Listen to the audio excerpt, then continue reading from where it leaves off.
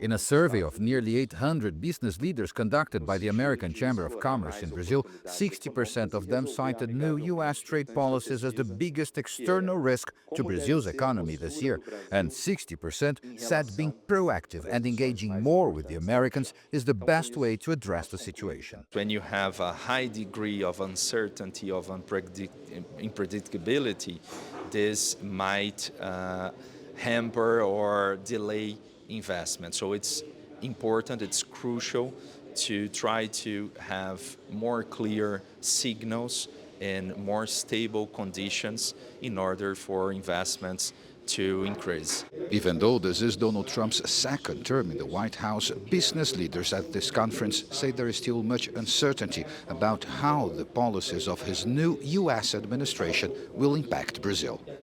The Americas head of the Eurasia Group says trade relations will no doubt get complicated. Politically, the Lula administration and the Trump administrations are at the opposite end of the ideological spectrum, and that doesn't help when it comes to negotiating trade policy.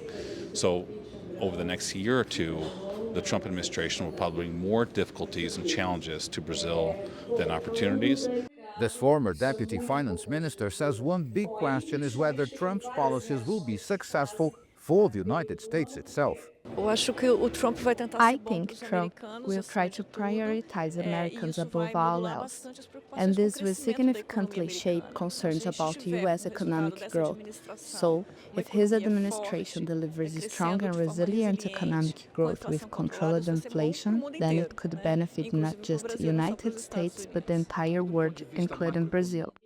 Despite no longer being as dependent on the United States as in past decades, Brazil remains closely tied to the U.S., both economically and politically. Any policy shifts there are bound to have significant impacts here. Paulo Cabral, CGTN, São Paulo.